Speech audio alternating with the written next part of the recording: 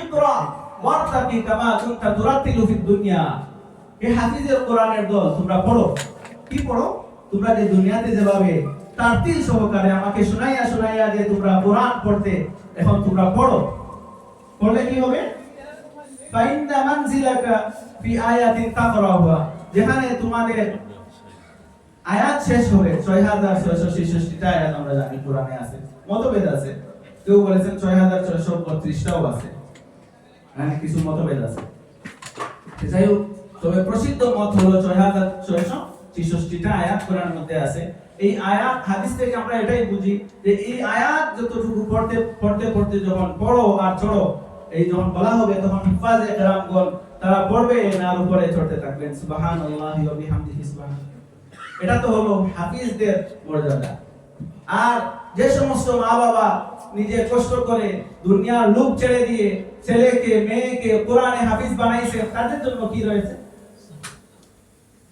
আবু দাউদ শরীফের হাদিস, আবু দাউদ শরীফের হাদিস, তখন এই যারা নিজের ছেলেকে মেয়েকে কোরআনে হাফিজ বানাইছে, তখন আল্লাহ পাক রব্বুল আলামিন তাদেরকে কি করবে? ইয়ালবাসু তাজিন, তাদেরকে একটা তাজ পরিয়ে দেওয়া হবে। এমন তাজ যে তাজের আলো শামস মানে সূর্যের থেকে অধিক আলোকিত হবে। সুবহানাল্লাহি ওয়া বিহামদিহি সুবহানাল্লাহ। আর এই তাজ যখন তাদেরকে পড়ানো হবে, এই তাদের মাথায় যখন মুকুট পড়ানো হবে হাফিজে কোরআনদের মা বাবাকে, তখন তাদেরকেও মাফ করে দেওয়া হবে। হাফিজে কোরআনের মা, হাফিজে কোরআনের বাবা হওয়া এত সহজ বিষয়। আমি হিফজখানায় পড়াইছি দেশে। আমার কাছে একটা ছাত্র হাফিজ হয়েছে 8 মাস, মাত্র 8 মাসে। তার বাবার খবর নিলাম, নিয়ে দেখলাম তার বাবা একজন জেলে, মানে মাছ মারে আর ছেলেকে পড়াশোনা করায় এরকম। হাফিজে কোরআনের মা বাবা হতে সহজ না, হালাল পথে থাকতে হবে, মা হতে হবে পর্দাশীল। তখনই ওই মায়ের পেট থেকে হাফিজে কোরআন বের হবে। আপনারা যারা আশেপাশে হাফিজে কোরআন আছেন, দেশে আছেন বিদেশে আছেন, তথ্য নিবেন, দেখবেন তাদের মা বাবা দিনদারিত্বের মধ্যে পুরোপুরি কামিল ছিলেন। সেজন্যই তার গড়ে তার আওলাদের মধ্যে, তার বংশের মধ্যে হাফিজে কোরআন, হামিলে কোরআন, যে কোরআনকে পাহাড় পর্যন্ত বসে, পাহাড় পর্যন্ত বয়ে পেয়েছে, সেই কোরআন এই যারা হিফজ করেছে তাদের মা বাবার ইতিহাস আপনারা একটু তথ্য নেবেন, খোঁজ নেবেন, দেখবেন। সেজন্য আল্লাহ পাক রব্বুল আলামিন এই মা বাবাকে কিয়ামতের দিন একটা নূরের তাজ পরাইয়া সম্মানিত করবেন। সুবহানাল্লাহি ওয়া বিহামদিহি সুবহানাল্লাহ। তারপরে শেষ না, যখন এই কোরআন যারা পড়েছে, যারা হিফজ করেছে, তাদের কথা আল্লাহ তাআলা আবার বলতেছে। আল্লাহর হাবিব সাল্লাল্লাহু আলাইহি ওয়াসাল্লাম তিরমিজি শরীফের অন্য হাদিসে আছে, ফাস্তাজারাহু ফাহাল্লা হালালাহু ওয়া হারামা হারামাহু আদখালাহু আল্লাহুল জান্নাহ ওয়া শাফাআহুম ফি 'আশরাতিন মিন আহলি বুয়ুতিহিম কুল্লুহুম ক্বাদ ওয়াজাবাত লাহুন নার। এই অংশে আল্লাহর হাবিব বলতেছেন যে 10 জন মানুষকে সুপারিশ করার অনুমতি দিয়ে দিবেন ওই হাফিজে কোরআনকে, যাদের জন্য ওয়াজাবাত লাহুন নার।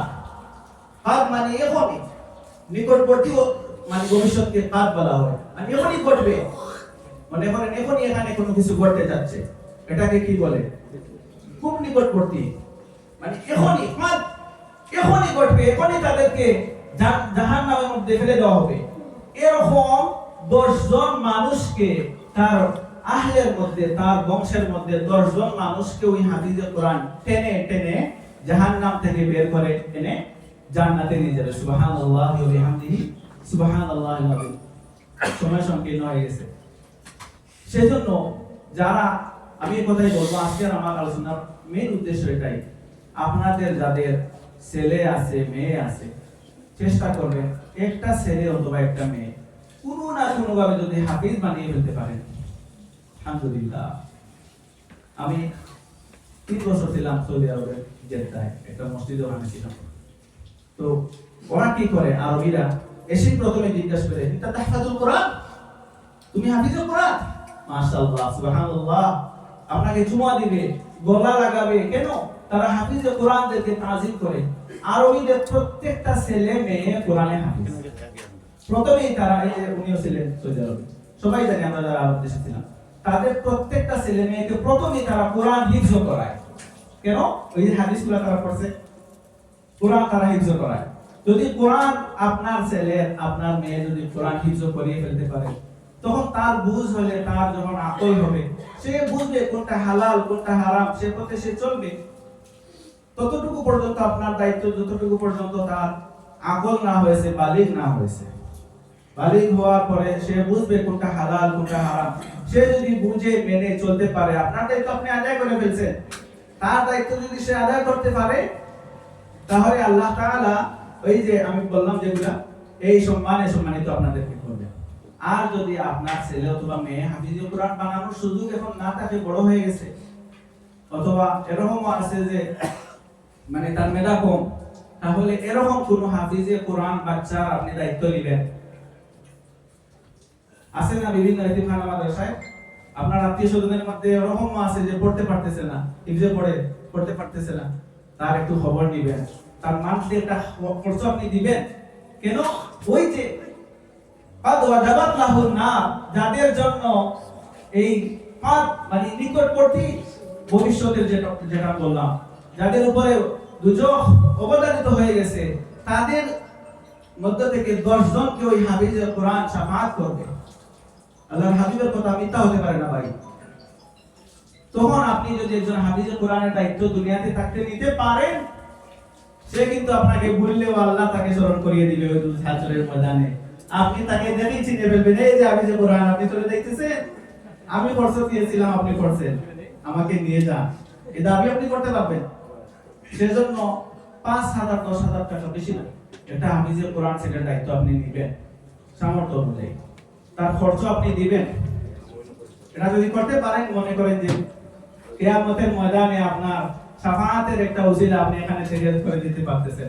আর যদি নিজের ছেলেকে নিজের মেয়েকে হাফিজে কোরআন বানিয়ে ফেলতে পারেন, তাহলে আলহামদুলিল্লাহ। ওই যে ইয়ালবাসু তাজিন লিবাসাহুমা, মা বাবাকে একটা তাজ পরিয়ে দেওয়া হবে।